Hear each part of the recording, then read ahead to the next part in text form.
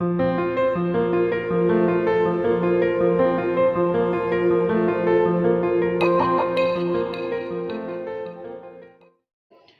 Friends, आज हम सीखेंगे basic accounting terms. This is very necessary and important concept of accounting.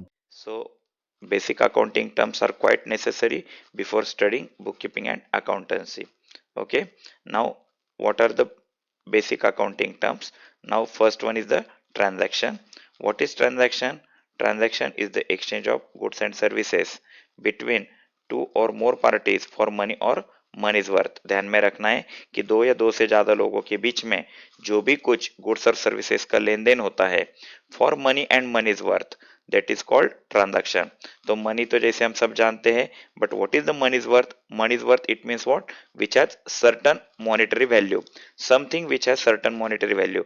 For example gold, silver, cheque, draft. There are the different things which has monetary value. So monetary value के लिए या money के लिए जो भी कुछ goods और services का एक्सचेंज होता है that is known as transaction. तो ऐसा भी कहा जाता है कि dealing between the two or more parties or persons is known as transaction. What is the goods and services? Okay, now goods involve मतलब बिजनेस इन्वॉल्व करते हैं गुड्स को, जबकि प्रोफेशन में सर्विसेज इन्वॉल्व होती है. बिजनेस गुड्स में deal करते हैं, प्रोफेशनल सर्विसेज में डील करते हैं. फॉर एग्जांपल कि शॉपकीपर हमें गुड्स सेल करता है, जबकि सीए, डॉक्टर, लॉयर ऐसे जो प्रोफेशनल होते हैं वो हमें सर्विसेज देते हैं. गुड्स के लिए प्राइस होती है, जबकि सर्विसेज के लिए फीस होती है. तो जो भी कुछ हो, लेकिन गुड्स और सर्विसेज का जब जब भी एक्सचेंज होगा फॉर मनी और मनीज वर्थ के लिए, तो इसे कहा जाएगा ट्रांजैक्शन. इसे अकाउंटिंग में ट्रांजैक्शन कहते हैं. तो सिंपली ध्यान में रखना है, dealing between two or more persons is known as transaction. Any business dealing, okay, that is known as transaction. There are the two types of transaction, that is the monetary transaction and non-monetary transaction. Monetary transaction. Monetary transaction, it means what? The transaction which involves an exchange of money. Okay, कि जिसके अंदर पैसों का involvement होता है, जो transaction में money involve होता है that is known as monetary transaction. Whether it is directly or indirectly it does not matter. Okay, but monetary transaction involves money, जबकि non monetary transaction as the name indicate, जैसे कि नाम से ध्यान में आ रहा है कि इसके अंदर does not involve an exchange of money, कि इसके अंदर पैसे इन्वॉल्व नहीं होते हैं, तो that is called non monetary transaction. Okay, फिर से एक बार समझ लो, monetary transaction it means what? Which involves money. And non monetary transaction it means what? Transaction which does not involve money. Monetary transaction is further divided into two parts, that is the cash transaction and credit transaction. What are these two types? Just let's study. Cash transaction, it means what? When at the time of transaction cash is paid or received immediately. ठीक है, कि जब cash का लेन then immediately हो जाता है तो उसे कहा जाता है कैश ट्रांजैक्शन. कि जैसे हमने क्या कर दिया कि गुड्स परचेस कर लिए 15,000 के. ओके, जब हमने 15,000 के गुड्स परचेस कर लिए, तो जब हमने गुड्स परचेस किए हमने इमीडिएटली उसका पेमेंट कर दिया, तो इसे कहेंगे हम कैश ट्रांजैक्शन. ओके, जब भी ट्रांजैक्शन होगा, जब हम इमीडिएटली पेमेंट करते हैं या इमीडिएटली हमें कैश मिलती है, तो उसे कहा जाता है कैश ट्रांजैक्शन. जबकि क्रेडिट ट्रांजैक्शन क्या है? क्रेडिट ट्रांजैक्शन में भी मनी तो इन्वॉल्व है, but it is not paid or received immediately. लेकिन उसका इमीडिएट रिसिप्ट पेमेंट नहीं होता है, या लेटर डेट को होता है, ये बाद में होगा.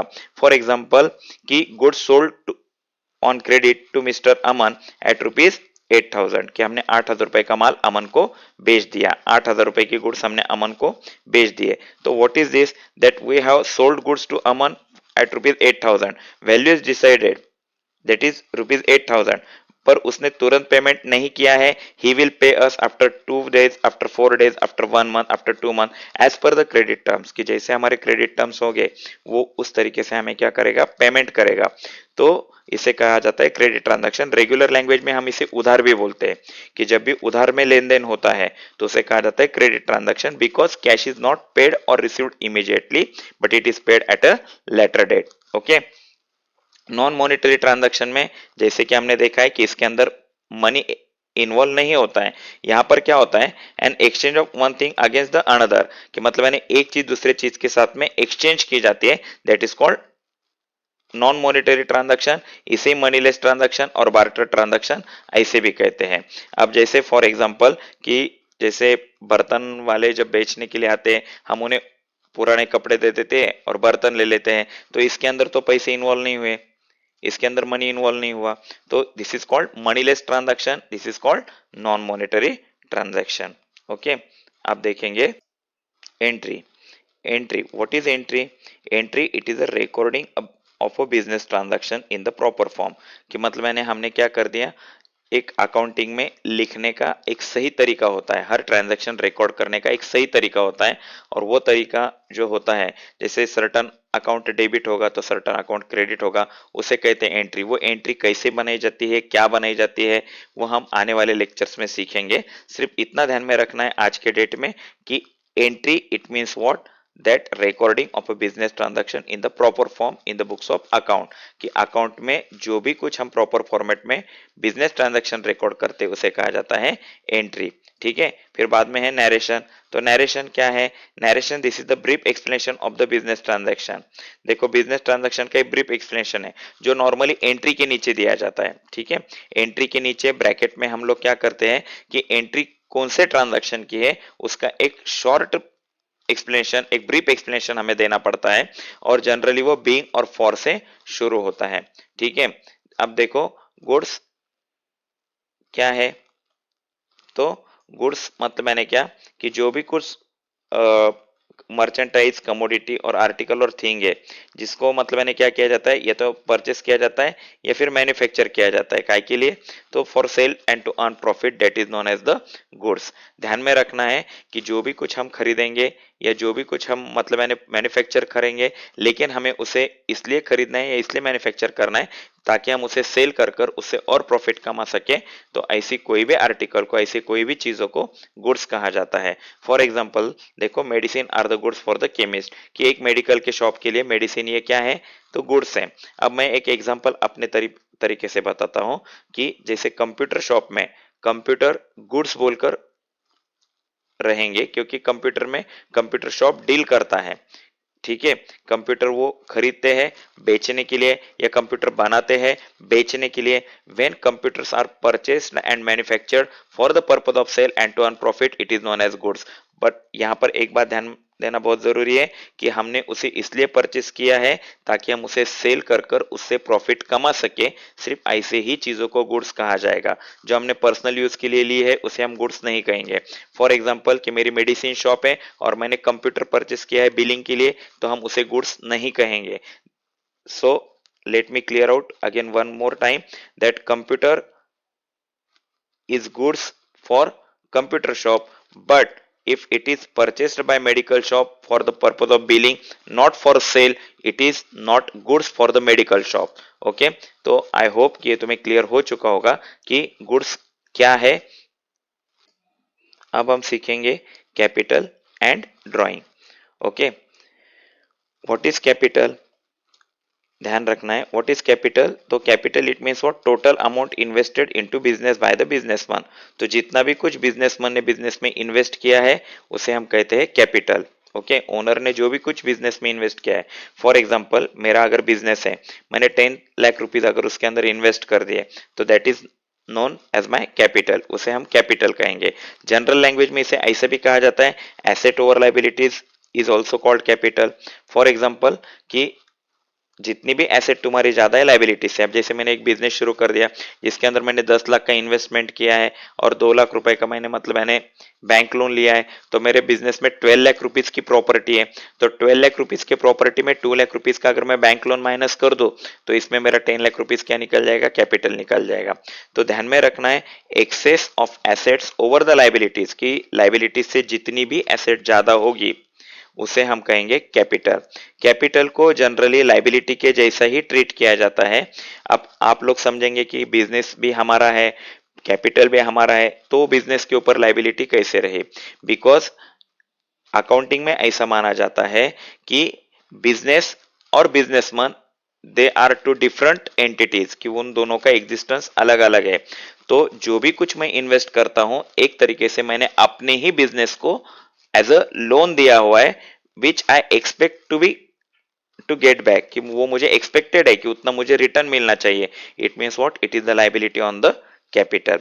सो सिंपल लैंग्वेज में सिर्फ इतना ही ध्यान में रखना है कि total amount invested into the business is known as capital, कि जितना भी अमाउंट हमने इन्वेस्ट किया है बिजनेस में that is known as capital. Now what is the next term, that is drawing, कि जितना भी अमाउंट ऑफ कैश और वैल्यू ऑफ गुड्स और asset withdrawn from the business, कि मतलब मैंने जो भी कुछ तुमने बिजनेस से क्या किया है, विड्रॉन किया है, विड्रॉन किया है मतलब निकाला है फॉर पर्सनल यूज, ध्यान में रखना है, तो that is known as drawing. Simply ध्यान में रखो कि कैपिटल की ऑपोजिट कंसेप्ट है ड्राइंग। जैसे जो भी कुछ हम बिजनेस में इन्वेस्ट करते हैं उसे अगर हम कैपिटल कहते हैं, तो जो भी कुछ हम बिजनेस में से पर्सनल यूज के लिए निकालते हैं उसे हम ड्राइंग कहते हैं। कि जैसे proprietor it means what, owner, owner ने क्या कर लिया, तो अपने बेटे की कॉलेज की फीस देना था इसलिए उसने बिजनेस में से 2,000 रुपए निकाल लिए, तो this is known as drawing. ध्यान में रखना है, drawing it means what, withdrawn by business, sorry withdrawn from the businessman from the business is known as drawing. Now next concept is that debtor, creditor and bad debts. Now what is the debtor? अगर हम इसे simple language में कहेंगे तो debtor मतलब जो लोग हमें पैसा देने वाले हैं, जो लोग हमारे मतलब मैंने क्या है, क्रेडिट कस्टमर, सिंपल लैंग्वेज में अगर हम इसे बोलेंगे तो क्रेडिट कस्टमर, कि जिनसे हमारे बिजनेस को पेमेंट आने वाला है तो उसे हम कहेंगे डेटर्स। कि हमने उन्हें गुड्स दिए, सर्विसेज दिए, लेकिन ऑन क्रेडिट दिए है। कि जैसे मैंने फॉर एग्जाम्पल एक राजेश को 5,000 रुपीज के गुड्स मैंने सेल कर दिए, जो मुझे 5,000 रुपीज 2 महीने बाद देने वाला है, तो ही इज माई डेटर, वो मेरे बिजनेस का डेटर रहेगा क्योंकि उससे मुझे पेमेंट आने वाला है। So whatever credit customers are there, whatever the whoever credit customer is there, that is known as the debtor. Now what is the creditor? Creditor मतलब मैंने क्या, ऐसे लोग जिन्हें हम पेमेंट करने वाले हैं, जिनसे हमने क्रेडिट पे गुड्स और सर्विसेज परचेस किए हैं, that is known as the creditor. अब जैसे बिजनेस है तो बिजनेस में कुछ हम उधार बेचते हैं तो हम भी कुछ उधार खरीदते हैं, ठीक है।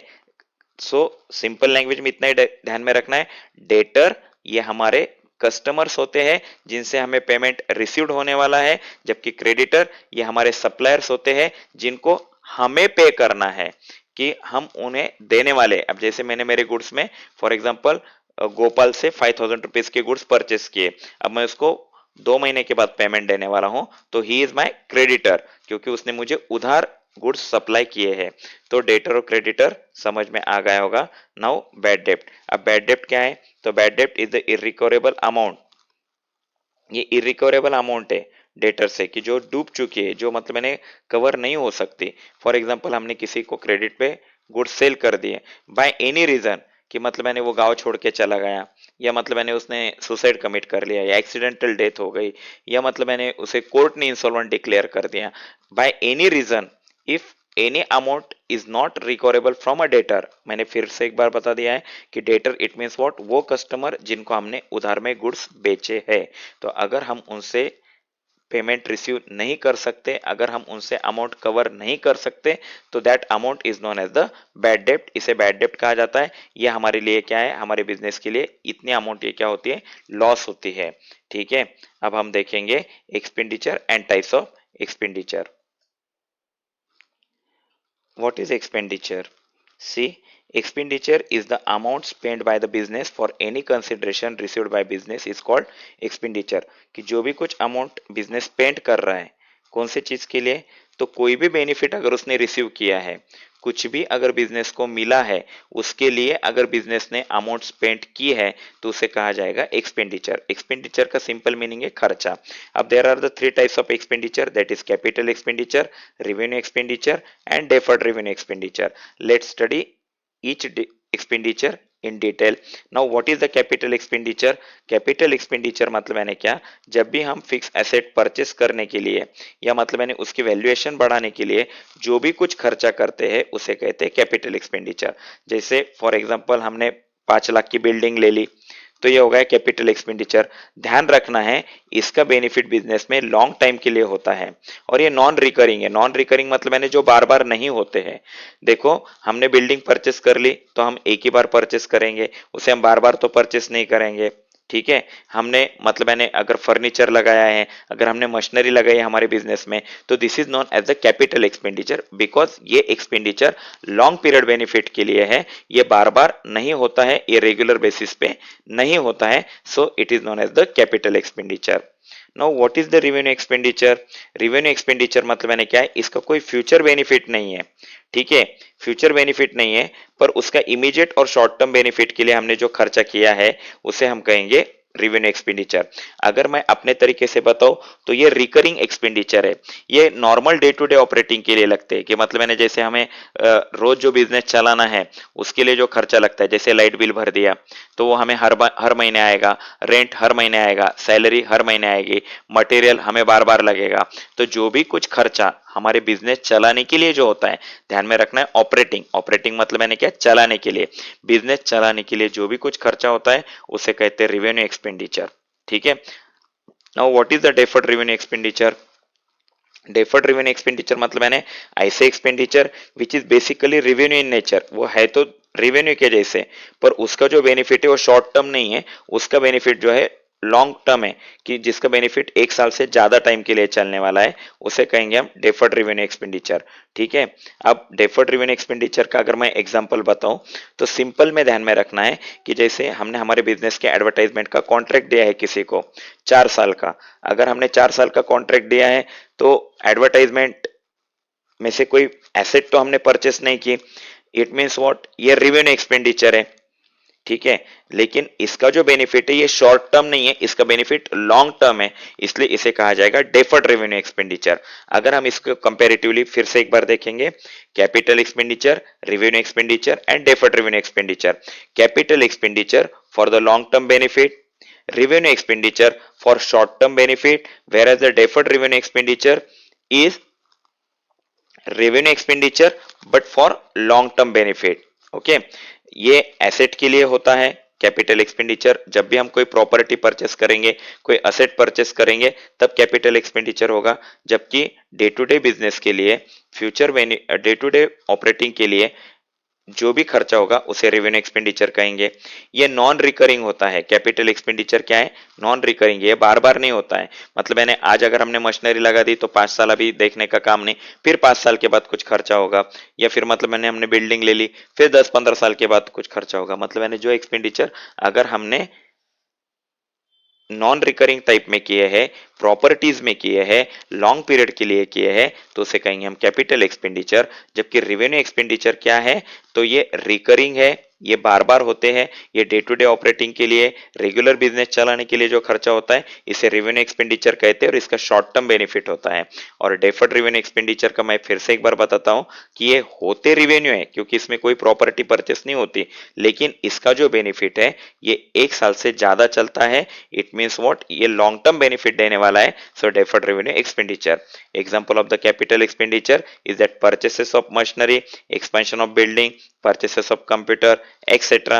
रेवेन्यू एक्सपेंडिचर के rent paid, salary paid, wages paid etcetera, जो रेगुलर के खर्चे हैं वो सब रेवेन्यू एक्सपेंडिचर में आ जाएंगे। और डेफर्ड रेवेन्यू में मतलब मैंने क्या, long term benefit, for example कि एडवर्टाइजमेंट कॉन्ट्रैक्ट फॉर 4 इयर्स, कि हमने 4 साल के लिए एडवर्टाइजमेंट का कॉन्ट्रैक्ट दे दिया, तो ये होगा deferred revenue expenditure. Let's study cash discount and credit discount now. See what is the discount? Discount एक कंसेशन है और अलाउंसेस है जो सेलर ने किसे दिया है, परचेसर को दिया है, तो इसे कहते हैं डिस्काउंट। डिस्काउंट के दो टाइप होते हैं, एक है ट्रेड डिस्काउंट और एक है कैश डिस्काउंट, ठीक है। ट्रेड डिस्काउंट जो है ये अलाउंसेस कैटलॉग प्राइस पे और लिस्ट प्राइस पे दिया जाता है, ये जो कंसेशन है ये हमें प्राइस में जो कंसेशन दिया जाता है उसे कहते हैं ट्रेड डिस्काउंट, ठीक है। ट्रेड डिस्काउंट परचेस और सेल के टाइम पे दिया जाता है और ये बुक्स ऑफ अकाउंट में रिकॉर्ड नहीं होता है। ध्यान में रखना है कि जैसे हम ट्रेड डिस्काउंट डिडक्ट करते हैं तो हमें नेट अमाउंट पेबल पता चल जाती है। अब अगर हम इसे सिंपल लैंग्वेज में कहेंगे तो हम लोग मॉल जाते हैं तो हम देखते हैं कि मॉल में मतलब हमें एक शर्ट है 500 रुपीज का और दो शर्ट है 900 रुपीज के। अगर हम देखेंगे तो एक शर्ट अगर 500 का है तो लॉजिकली दो शर्ट हमारे 1000 के होने चाहिए, लेकिन हमें वो मॉल वाले 900 रुपीज में ही दे रहे हैं, it means what, 100 rupees is the trade discount on 2 shirts, okay। if we buy 2 shirts we need to pay 100 rupees less, तो ये जो 100 रुपीज है ये है ट्रेड डिस्काउंट। तो ट्रेड डिस्काउंट ये सेल बढ़ाने के लिए भी किया जाता है, ठीक है, ये लिस्ट प्राइस में ही दिया जाता है, इसलिए इसे अकाउंट में रिकॉर्ड नहीं किया जाता। Now what is the cash discount, जब मतलब यानी फाइनल अमाउंट ड्यू होती है तब जो अमाउंट डिडक्ट की जाती है that is known as the cash discount. कि अब जैसे मैं उसी एग्जांपल को कंटिन्यू करता हूं कि मतलब मैंने शॉप में से 2 शर्ट ले लिए 900 रुपीज के, लेकिन अगर मैं प्रॉम्प्ट पेमेंट करता हूं या क्रेडिट कार्ड पेमेंट करता हूं या समथिंग लाइक वाइज दैट, अगर कुछ ऐसी स्कीम है कि जिसके अंदर और वो मुझे 5% डिस्काउंट दे रहे हैं, तो इट मीन्स व्हाट, 9000 के 5% दैट इज 450 रुपीज। तो ये 450 रुपीज मेरा कैश डिस्काउंट रहेगा। तो कैश डिस्काउंट मतलब यानी ये क्या है, तो ये प्रॉम्प्ट पेमेंट के लिए एनकरेज करता है कि मतलब यानी जिसके कारण सामने वाला तुरंत पेमेंट कर दे, इमीडिएट पेमेंट कर दे, इसके लिए कैश डिस्काउंट दिया जाता है। ये सेलर के लिए लॉस है और इसे बुक्स ऑफ अकाउंट में क्या किया जाता है, रिकॉर्ड किया जाता है। इन शॉर्ट मैं फिर से आपको कैश डिस्काउंट और ट्रेड डिस्काउंट का एक्सप्लेनेशन देता हूं। Trade discount at the time of purchase और सेल होता है, ये बेसिक प्राइस में, लिस्ट प्राइस में, कैटलॉग प्राइस में ही ये माइनस होता है। ये ट्रेड डिस्काउंट तभी दिया जाता है और ये अकाउंट में रिकॉर्ड नहीं होता है। जबकि कैश डिस्काउंट ये जितनी नेट अमाउंट पेबल है, नेट अमाउंट पेबल यानी कैसा, आफ्टर डिडक्टिंग ट्रेड डिस्काउंट, कि ट्रेड डिस्काउंट माइनस करने के बाद में जो अमाउंट पेबल है, अगर फिर से उसके ऊपर जो डिस्काउंट दिया जाता है कि प्रॉम्प्ट पेमेंट करने के लिए, कि मतलब मैंने सामने वाला हमें तुरंत पेमेंट दे दे, इसके लिए जो भी डिस्काउंट हम देते हैं उसे कहते हैं कैश डिस्काउंट। क्या कहा जाता है, कैश डिस्काउंट। और ये सेलर के लिए लॉस होता है, इसलिए इसे अकाउंट बुक में रिकॉर्ड करना पड़ता है, ठीक है। अब next concept that is solvent and insolvent. What is the solvent and insolvent, let's see. Simple language में बताया जाए तो जिसकी asset is more than his liability or equal to his liability is known as the solvent person. कि अगर किसी की assets ये लाइबिलिटीज से ज्यादा है या इक्वल है तो उसे सॉल्वेंट कहा जाता है। वो फाइनेंशियली साउंड होता है कि वो अपने डेट पूरे पे कर सकता है। जैसे अगर मेरे बिजनेस की 10 लाख रुपए की प्रॉपर्टी है और मेरे बिजनेस के ऊपर 4 लाख रुपए की लाइबिलिटी है, तो it means what, I am solvent. Solvent it means what, I am financially sound that I can repay my 4 lakh rupees, कि मैं अपने 4 लाख रुपीज रीपे कर सकता हूँ। जो मेरे ऊपर कर्जा है वो मैं फेड सकता हूँ, वो मैं दे सकता हूँ। तो उसे कहते हैं सॉल्वेंट पर्सन। क्या सॉल्वेंट यानी क्या, तो जिसकी एसेट या लाइबिलिटी से क्या है, ज्यादा या इक्वल भी हो तो भी चलेगा। कि जैसे मेरे पास में 10 लाख की एसेट है और मेरे ऊपर 10 लाख की लाइबिलिटी है, तो भी हम उसे सॉल्वेंट ही कहेंगे। ध्यान में रखना है, financially sound it means what, who is able to pay his डेप्ट, कि वो अपना कर्जा पूरा ठीक से पे कर सकता है, तो उसे कहा जाता है सॉल्वेंट। इनसॉल्वेंट यानी क्या, a person whose liabilities are more than his asset, कि जिसके ऊपर कर्जा ज्यादा है और जिसके पास प्रॉपर्टी कम है, तो उसे कहा जाता है इंसॉल्वेंट। क्या कहा जाता है उसे, इंसॉल्वेंट। अब ध्यान रखना है, for example if a person is there who has 10 lakh rupees as a liability and he has only 5 lakh rupees asset, अगर उसके ऊपर 10 लाख की लाइबिलिटी और 5 लाख की अगर उसके पास में एसेट है, इट मीन्स व्हाट, कि वो इस कंडीशन में नहीं है कि अपनी लाइबिलिटीज पूरी पे कर पाएगा, अपना पूरा कर्जा उतार पाएगा, तो ऐसे पर्सन को इंसॉल्वेंट कहा जाता है। अकाउंटिंग में solvent it means what, that the person whose assets are more than his liability or equal to his liability, and insolvent it means what, whose liabilities are more than his asset is known as the insolvent person। okay, now what is accounting year। Accounting year मतलब यानी क्या है, तो ये 12 month का time period होता है जिसके लिए हम अकाउंट्स मेंटेन करते हैं। कि जो भी हम बिजनेस का हिसाब रखते हैं, जो भी कुछ अकाउंट्स मेंटेन करते हैं, तो वो 12 मंथ्स के लिए रखा जाता है। तो एवरी ईयर मतलब यानी जैसे ही 1 साल के प्रॉफिट लॉस हमें पता चल जाते हैं, 1 साल में हमारे बिजनेस की पोजीशन हमें पता चल जाती है, तो नेक्स्ट 12 मंथ के लिए हम फिर से नया अकाउंट्स बनाते हैं। तो इसे कहा जाता है अकाउंटिंग ईयर। 12 मंथ के जो टाइम पीरियड है जिसके लिए अकाउंट मेंटेन किए जाते हैं वो अकाउंटिंग पीरियड होते हैं। हमारे इंडिया में ये अकाउंटिंग पीरियड जो है वो 1 अप्रैल से 31 मार्च का माना गया है। कि मतलब यानी 1 अप्रैल को बिजनेस ईयर स्टार्ट होता है जबकि 31 मार्च को वो एंड होता है। तो 1 April to 31 March is an accounting year for the business. okay, now trading concern and not for profit concern। what is the trading concern and not for profit concern। ध्यान रखना है, ट्रेडिंग कंसर्न मतलब यानी ऐसे concern जिनका एक ही target है earning profit, कि मतलब मैंने जिन्होंने बिजनेस ही इसीलिए स्टार्ट किया है कि उन्हें पैसे कमाने हैं, उन्हें प्रॉफिट कमाना है, तो इसीलिए उसे ट्रेडिंग कंसर्न कहा जाता है। क्या कहा जाता है? Trading concern. इसे हम अदर लैंग्वेज में कमर्शियल ऑर्गेनाइजेशंस भी बोलते हैं, कि जो भी कुछ बिजनेस हम मार्केट में देखते हैं उसे कहा जाता है ट्रेडिंग कंसर्न। वो कमर्शियल ऑर्गेनाइजेशन है, उनका एक ही ऑब्जेक्ट होता है, उनका एक ही टारगेट होता है, प्रॉफिट अर्निंग करना। वो बिजनेस ही इसीलिए करते हैं क्योंकि उन्हें प्रॉफिट अर्निंग करना है, तो उसे कहा जाता है ट्रेडिंग कंसर्न। और not for profit concern it means what, कि इनका मतलब मैंने प्रॉफिट मेकिंग ये ऑब्जेक्टिव नहीं होता है, ध्यान में रखना है। नॉट फॉर प्रॉफिट कंसर्न, जैसे नाम में बताया कि इनका प्रॉफिट मेकिंग ऑब्जेक्टिव नहीं है, तो ये क्या करते हैं, सोसाइटी को सर्विस देने के लिए ही मतलब स्टार्ट हुए हैं।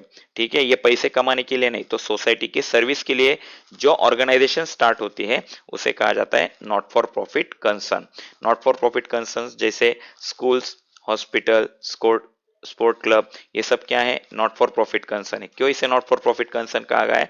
क्योंकि प्रॉफिट अर्निंग ये इनका ऑब्जेक्टिव है ही नहीं, इनका टारगेट ये प्रॉफिट अर्निंग है ही नहीं, सोसाइटी को सोशल सर्विस करना ये इनका मेन ऑब्जेक्टिव होता है। पर फिर भी इसके अंदर भी मनी का मोबिलाइजेशन होता है, जैसे इसके अंदर भी फंड मोबिलाइज होता है, पैसे इन्वॉल्व होते हैं। मतलब मैंने अगर हम स्कूल भी चला रहे, हॉस्पिटल भी कर चला रहे, या स्पोर्ट्स क्लब चला रहे, तो उसके अंदर भी कुछ ना कुछ ट्रांजैक्शन होते हैं, तो इनका भी अकाउंटिंग होता है। ठीक है, लेकिन डिफरेंस क्या है ट्रेडिंग और नॉन ट्रेडिंग में? Trading is purely for earning profit, whereas non trading is not for earning profit but for giving service to the society. ये जो ऑर्गेनाइजेशन है ये सोसाइटी के सर्विस के लिए स्टार्ट की गई। Now goodwill. गुडविल क्या है? तो अगर हम गुडविल को डिस्क्राइब करेंगे तो ऐसा भी बता सकते हैं कि गुडविल क्या है, ये तुम्हारी नॉर्मल अर्निंग कैपेसिटी से जो भी कोई तुम्हारी सुपीरियर अर्निंग कैपेसिटी होती है उसे गुडविल कहते हैं। That is a goodwill is the reputation of business expressed in terms of money. Goodwill is an intangible asset. Goodwill शायद एग्जाम्पल के थ्रू ज़्यादा बेटर समझ में आएगा। मैं एग्जाम्पल बताता हूँ। फॉर एग्जाम्पल, मैं नेमिश कॉमर्स क्लासेस रन करता हूँ। Some person has came to me and he said that even I want to start commerce classes and you just give your name to my commerce classes. मैंने उसको allow कर दिया कि ठीक है, Nemish commerce classes नाम तो यूज कर सकता है, लेकिन अगर तेरे पास कोई एडमिशन आता है तो उसके 5% तू मुझे पे करेगा। तो it means what, goodwill is the reputation of the business expressed in terms of money. ये एक इंटेंजिबल एसेट है जिसे हम देख नहीं सकते, छू नहीं सकते, पर ये हमारे बिजनेस की प्रॉपर्टी है। ये हमारी सुपीरियर अर्निंग कैपेसिटी बताता है कि जो भी बिजनेस ने सक्सेसफुल ईयर स्पेंड किए हैं, अच्छी कस्टमर सर्विस देकर, अच्छे प्रोडक्ट और सर्विसेज देकर, अच्छे एम्प्लॉयज और अच्छा मैनेजमेंट कर कर, या मतलब मैंने अच्छे लोकेशन की वजह से जो भी कुछ हमारी अर्निंग कैपेसिटी है, that is known as the goodwill. Okay, now profit and loss, these are very easy concept. ये तो जनरल कोई भी समझ सकता है। प्रॉफिट इट मीन्स व्हाट, अगर सेलिंग प्राइस ज़्यादा है तो हमें प्रॉफिट होगा, और कॉस्ट प्राइस ज़्यादा है तो हमें लॉस होगा। फॉर एग्जांपल, हमने कोई चीज़ 10 में परचेस की है और 15 में बेची है, तो 5 रुपए का हमारा प्रॉफिट हो गया। और अगर हमने 15 में परचेस की है और 10 रुपए में बेची है तो ये हमारा लॉस हो गया। So it is very easy concept, does not need any explanation. So moving forward हम स्टार्ट करते हैं इनकम एंड रिवेन्यू।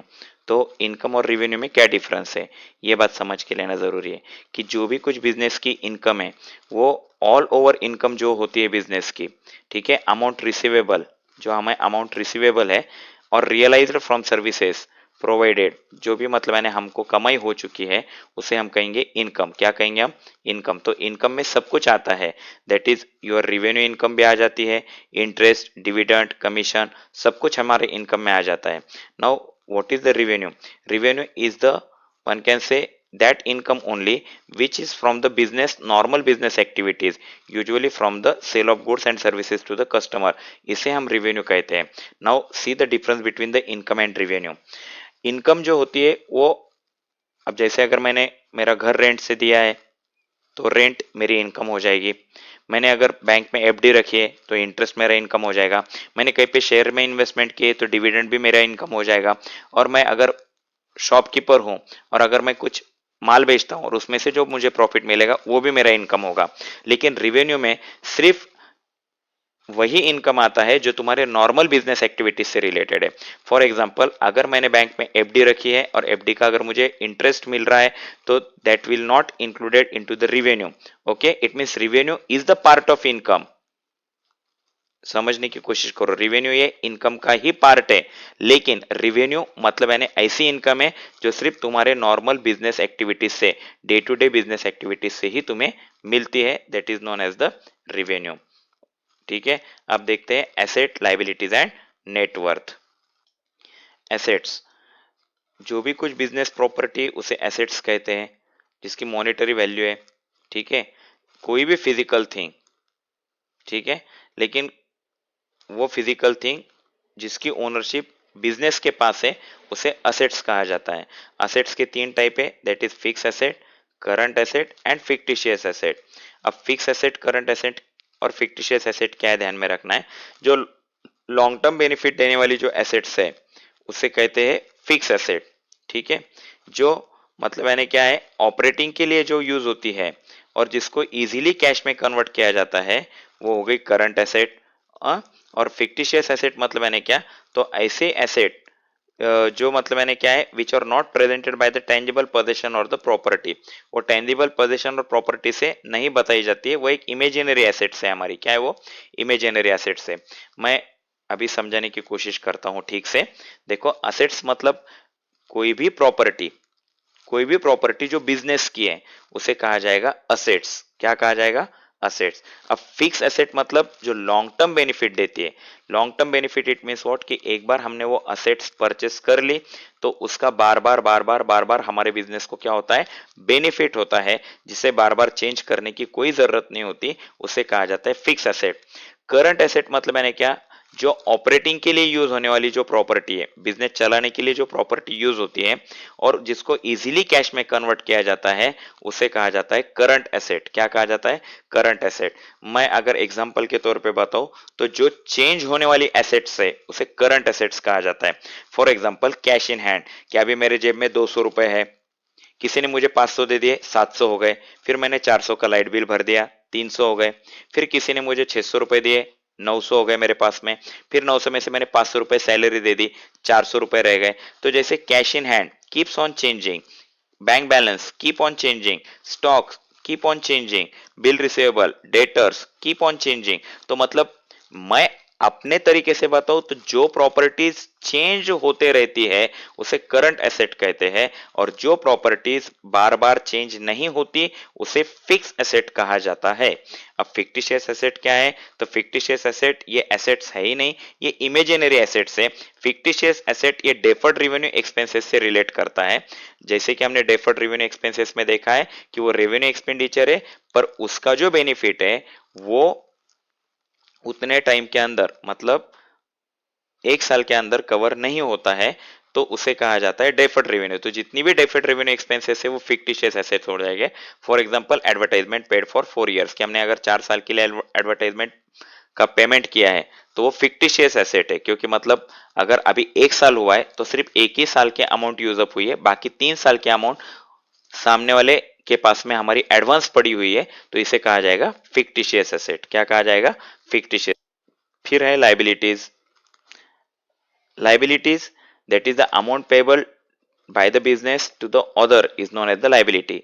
इसको हम सिंपल लैंग्वेज में कहेंगे तो ये कर्जा है हमारे लिए। क्या है, कर्जा है, कि जितनी भी अमाउंट पेबल है, कौन पे करने वाला है, बिजनेस करने वाला है, किसको, बाहर वालों को, तो उसे कहा जाएगा लाइबिलिटीज। तो जितना भी अमाउंट हमें बाहर पे करना है, जितना भी अमाउंट हमारे ऊपर पेबल है, that is known as the liability. For example, loan, creditor, bank और ड्राफ्ट, आउटस्टैंडिंग एक्सपेंसेस, ये सब क्या है, हमारी लाइबिलिटीज है। ठीक है, अब लाइबिलिटीज के दो टाइप है, that is fix liabilities and the current liabilities. तो फिक्स लाइबिलिटीज और करंट लाइबिलिटीज क्या है, जो एक मेजर सोर्स है फंड का, बिजनेस का, वो फिक्स लाइबिलिटीज में से आता है। जैसे कि कैपिटल है, सिक्योर्ड लोन है, लॉन्ग टर्म लोन है। तो जो भी कोई लॉन्ग टर्म है, मतलब यानी जिसका जो लाइबिलिटी बिजनेस के ऊपर 1 साल से ज्यादा टाइम के लिए रहने वाली है उसे कहा जाएगा फिक्स लाइबिलिटी। और करंट लाइबिलिटी मतलब यानी क्या, तो ये शॉर्ट टर्म लाइबिलिटीज होती है। ध्यान में रखना है, फिक्स लाइबिलिटी लॉन्ग टर्म होती है जबकि करंट लाइबिलिटी शॉर्ट टर्म होती है जो payable with in a year. अगर हम इससे डिफरेंशिएट करें तो बहुत ज्यादा आसानी हो जाएगी कि जो लाइबिलिटी हमें एक साल के अंदर पे करना है उसे शॉर्ट टर्म लाइबिलिटी कहा जाता है, वो current liability. Start with the contingent liability. ये कॉन्टिजेंट लाइबिलिटी जो होती है वो हैपनिंग और non happening of certain event पे डिपेंड करती है। मतलब सिंपली कहा जाए तो ये हमारी कंफर्म लाइबिलिटी नहीं है, पर ये डिपेंड करती है कि मतलब यानी आगे क्या होगा इसके ऊपर डिपेंड करती है।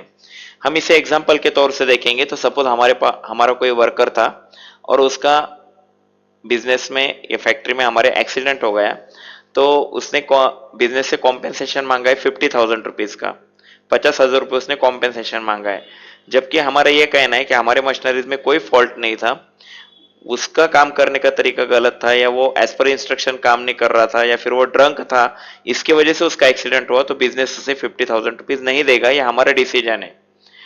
तो अब ऐसे केस में क्या होगा है कि वो वर्कर कोर्ट में चले गए और कोर्ट के थ्रू उसने बिजनेस के ऊपर केस कर दिया कि मुझे 50,000 रुपीज का कॉम्पेंसेशन बिजनेस से मिलना चाहिए। अब बिजनेस को ये 50,000 रुपीज देना है या नहीं देना है, वेदर इट इज लाइबिलिटी और not, it is totally dependent upon the court verdict, कि ये पूरा कोर्ट वर्डिक्ट पे डिपेंड करता है। अगर कोर्ट ने डिसीजन हमारे साइड से दिया तो हमें वो 50,000 रुपीज नहीं देने पड़ेंगे, लेकिन अगर कोर्ट ने डिसीजन वर्कर के साइड से दिया तो हमें 50,000 रुपीज का पे करना होगा। It means what, that 50,000 will be our liability, but today it is not our liability, it is dependent on the court decision। तो ऐसी जो liabilities है जो मतलब यानी डिपेंड ऑन द हैपनिंग और non happening of certain event, इसमें हमारा इवेंट है कोर्ट वर्डिक्ट कि कोर्ट का क्या डिसीजन आता है उसके ऊपर हमें 50,000 रुपए देना है या नहीं देना है ये डिसाइड होगा, तो इसलिए इसे कहा जाएगा contingent liabilities. Okay, I hope तुम्हें ऑल कंसेप्ट समझ में आ चुकी होगी। Thank you.